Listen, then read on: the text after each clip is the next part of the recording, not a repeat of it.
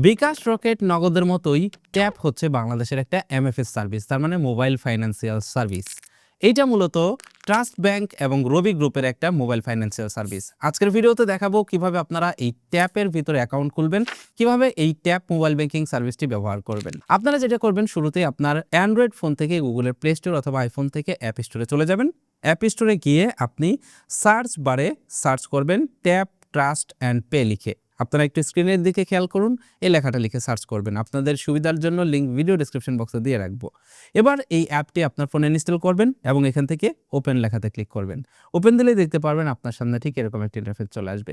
এবার এখান থেকে গেট স্টার্টেড এই লেখাটিতে ক্লিক করবেন এবং এইখানে আপনি যেই মোবাইলের ভিতরে আপনার ট্যাপ অ্যাকাউন্ট খুলতে চান সেই মোবাইল নাম্বারটি দিয়ে দিবেন। এখানে মোবাইল নাম্বার দেওয়ার সাথে সাথে নিচে দেখতে পারবেন অপারেটর সিলেক্ট হয়ে গেছে। এখানে দেখুন আমি রবি নাম্বার দিয়েছি, তাই রবি চলে আসছে। এবার এখান থেকে নেক্সট লেখাতে ক্লিক করলাম। নেক্সট লেখাতে ক্লিক করার সাথে সাথে দেখতে পাচ্ছেন এই নাম্বারে একটা ওটিপি চলে গেছে। সেই ওটিপি কোডটি আপনাকে এখানে দিয়ে দিতে হবে। ওটিপি দিয়ে জাস্ট কনফার্ম ওটিপি এই লেখাটিতে ক্লিক করবেন। দেখতে পারবেন আপনার সামনে টার্মস অ্যান্ড কন্ডিশনটা চলে আসছে। এখান থেকে অবশ্যই টার্মস অ্যান্ড কন্ডিশনগুলো ভালোভাবে পড়ে নেবেন, তারপর এখান থেকে এগ্রি লেখাতে ক্লিক করবেন। এবার দেখুন এখানে নাম চলে আসছে, সেট আপ ইউর অ্যাকাউন্ট, এবং এখানে শুরুতে আপনাকে আপনার ফুল নেম দিতে বলা হচ্ছে, অকুপেশন দিতে বলা হচ্ছে এবং এন্টার পিন, কনফার্ম পিন, দুইটা অপশন এখানে দেওয়া হয়েছে। এবার এখানে শুরুতে আপনার জাতীয় পরিচয়পত্র অনুযায়ী আপনার ফুল নেম লিখবেন। তারপর এখান থেকে আপনার অকুপেশন, তার মানে আপনি কি করেন, আপনি ফার্মার নাকি বিজনেসম্যান নাকি টিচার নাকি, সেটা এখানে লিখে দেবেন। তার নিচে দেখতে পাচ্ছেন এন্টার পিন, এখানে 4 ডিজিটের একটা পিন সেট করে দিবেন, যেটা পরবর্তীতে আপনি অ্যাকাউন্টে লগ ইন করার জন্য ব্যবহার করবেন।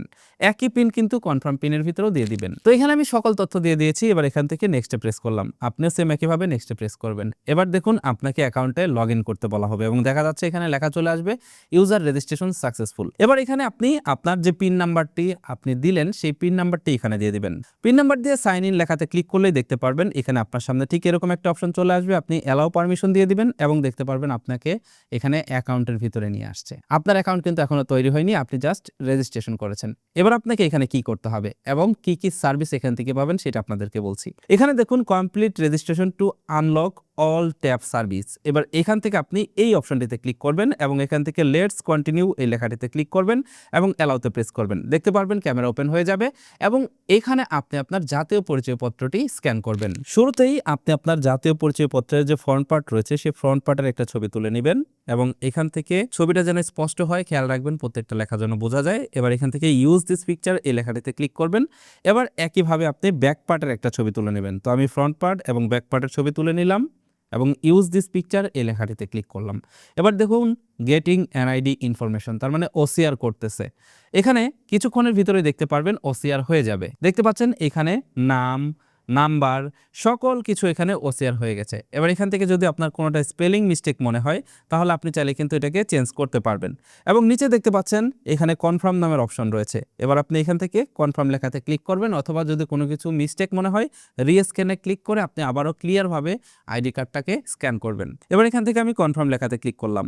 কনফার্ম লেখাতে ক্লিক করার পর দেখতে পাচ্ছেন এখানে ফেস স্ক্যান করতে বলা হচ্ছে। এবার আপনি এখানে আপনার লাইভনেস স্ক্যান করবেন। স্টার্ট লেখাতে ক্লিক করলে দেখতে পারবেন ক্যামেরা ওপেন হয়ে যাবে। এবার আপনি এইখানে আপনার যে ফেস রয়েছে সেই ফেসটাকে ইনস্ট্রাকশন অনুযায়ী স্ক্যান করবেন। ফেস স্ক্যান কমপ্লিট হয়ে গেলে আপনি এখান থেকে জাস্ট প্রসিড লেখাতে ক্লিক করবেন। প্রসিড লেখাতে ক্লিক করলে দেখতে পারবেন আপনার অ্যাকাউন্ট ভেরিফাই হয়ে গেছে। আপনার অ্যাকাউন্টটা কমপ্লিট হয়ে গেলে আপনি এবার এখান থেকে ট্যাপের সকল সার্ভিস ব্যবহার করতে পারবেন। যেমন সেন্ড মানি অপশন থেকে আপনি সেন্ড মানি করতে পারবেন, ক্যাশ আউট অপশন থেকে ক্যাশ আউট করতে পারবেন, মেক পেমেন্ট অপশন থেকে আপনি পেমেন্ট করতে পারবেন।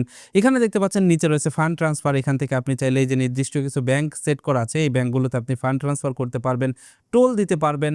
মোর অপশনে এসে এখানে দেখতে পাচ্ছেন ডোনেশন রয়েছে, টিকেটস রয়েছে এবং নিচের দিকে দেখতে পাচ্ছেন সাজেশনস নামের অপশন রয়েছে। এখান থেকে আপনি যে water, TV DTS, gas bill, electricity bill, internet bill, credit কার্ডের বিল এবং এখান থেকে ক্যান্টনমেন্ট যে বোর্ড রয়েছে সেই ক্যান্টনমেন্ট বোর্ডের যে পেমেন্ট সেটাও কিন্তু করতে পারবেন।